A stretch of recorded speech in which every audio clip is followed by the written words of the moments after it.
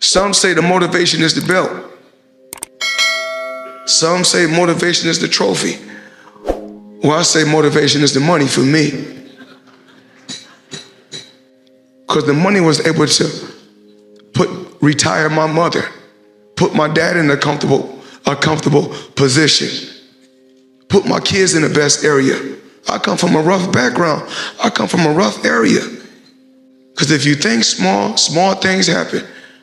I always dream big. I always believe.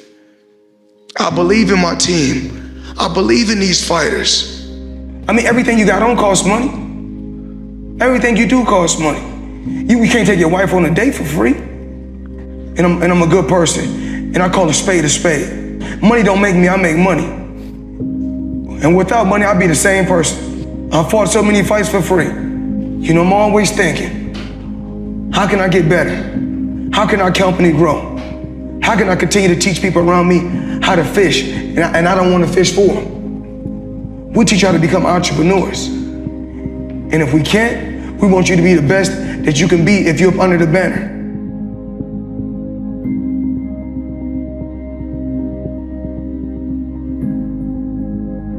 You know, this dream that I had started years and years and years ago.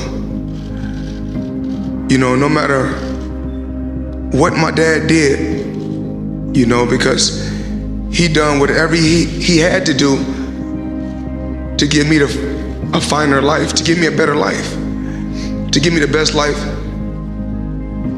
that he could give me. And everything happens for a reason. Even when my dad was incarcerated and he went away, I still will hear his words in the back of my mind. Continue to work hard. Nothing is gonna come easy. I worked hard. I worked extremely hard to get to this point. And every day I know I'm blessed. I'm truly, truly blessed. And I don't take anything for granted. And nobody in here can take anything for granted. Yes, everyone sees, you know, us on All Access or when I was with HBO 24/7, they see all the flashiness, all the talking, the trash talking. I had a game plan. And when I say TBE, it's no disrespect to no legendary champion. Because every fighter that's in this room has to feel that he's the best. If not, you in the wrong sport. People don't understand what it takes. These young fighters come in the gym at 4 and 5 in the morning and work and bust their because their ultimate goal is to surpass y'all legends, because they want to become legends. It was written in the history books for all of us to be here today. For me to speak my mind and say what I want to say. For me to speak from the heart. Every day, I would come home and watch every legendary champion. Every champion.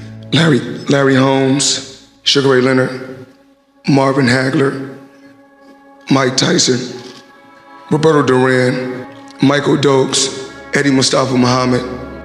I mean, this list goes on and on. And I always wanted to, you know, it wasn't one fighter I wanted to be like. Some days I wanted to fight like Leonard.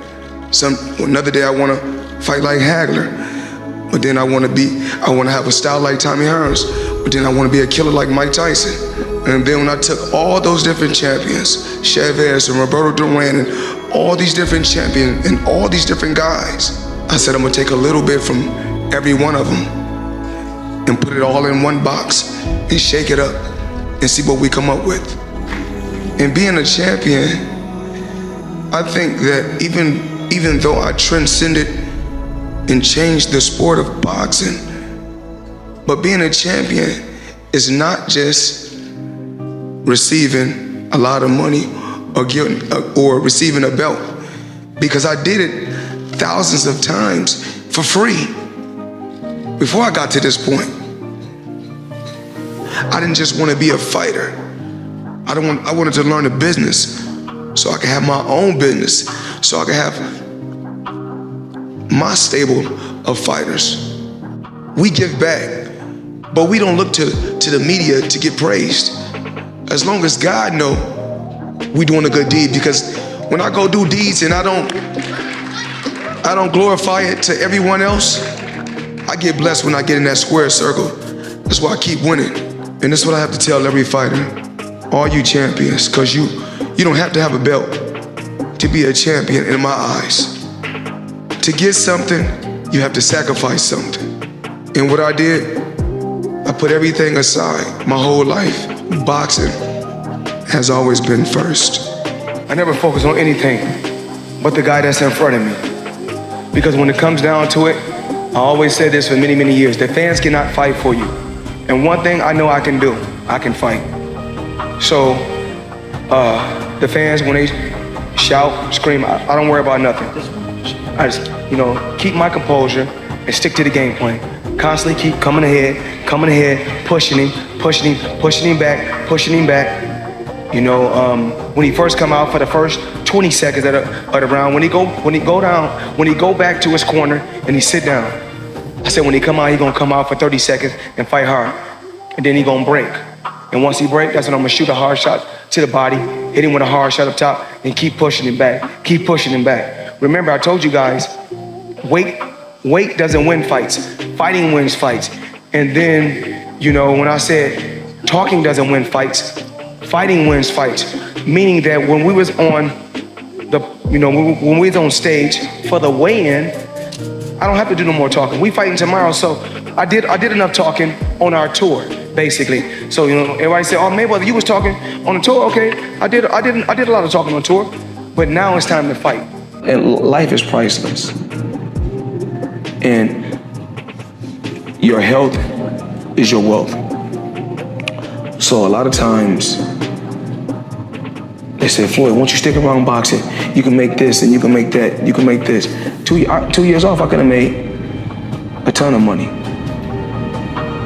But remember, your health is your wealth. I never wanted, as far as, making weight, when you asked me about Tank making weight, he's young.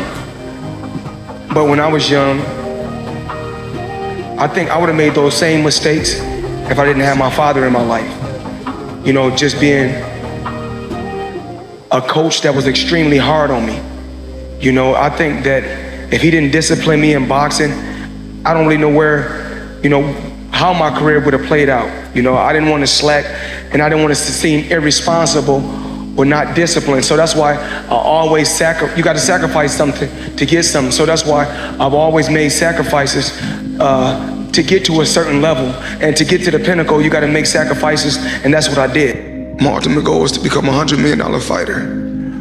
Once I seen guys like when Mike Tyson, and I seen it myself with my own eyes.